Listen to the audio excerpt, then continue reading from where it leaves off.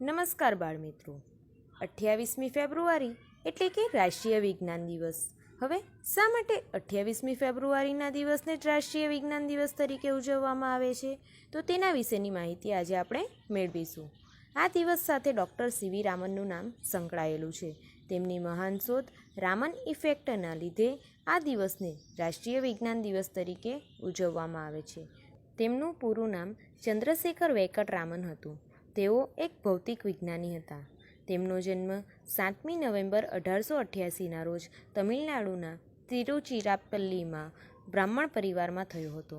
તેમના પિતાજી ભૌતિકશાસ્ત્રના વ્યાખ્યાતા હોવાથી તેમને ભણવા માટેનું યોગ્ય વાતાવરણ ઘરમાં જ મળી ગયું હતું. આમ તેમને બાળપણથી જ વિજ્ઞાનમાં રસ હતો.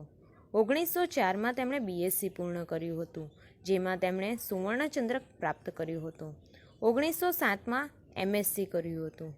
1917માં ભૌતિક વિજ્ઞાનના પ્રાધ્યાપક તરીકે તેમની નિમણૂક થઈ. 1917માં લંડનમાં યુનિવર્સિટીઓનું સંમેલન યોજાયું હતું, જેમાં ભારતની કોલકાતા યુનિવર્સિટીનું પ્રતિનિધિત્વ ડૉક્ટર સીવી રામને કર્યું હતું. આ તેમની પહેલી વિદેશ યાત્રા હતી.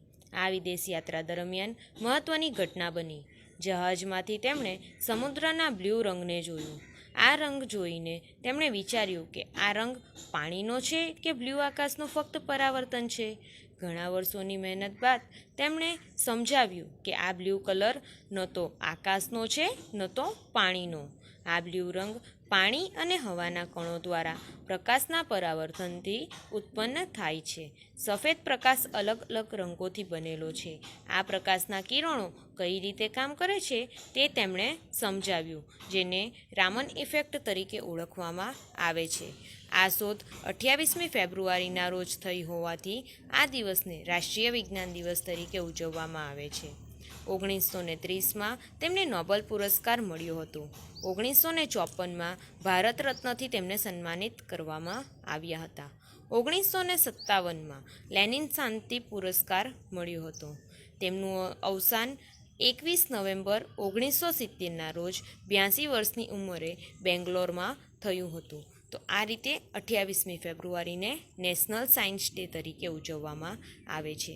રાષ્ટ્રીય વિજ્ઞાન દિવસનો મુખ્ય હેતુ યુવાન વિદ્યાર્થીઓને વિજ્ઞાન તરફ આકર્ષિત તેમજ પ્રોત્સાહિત કરવા તેમજ સામાન્ય જનતાને વિજ્ઞાન અને વૈજ્ઞાનિક સિદ્ધિઓ પ્રત્યે સજાગ રાખવાનો છે.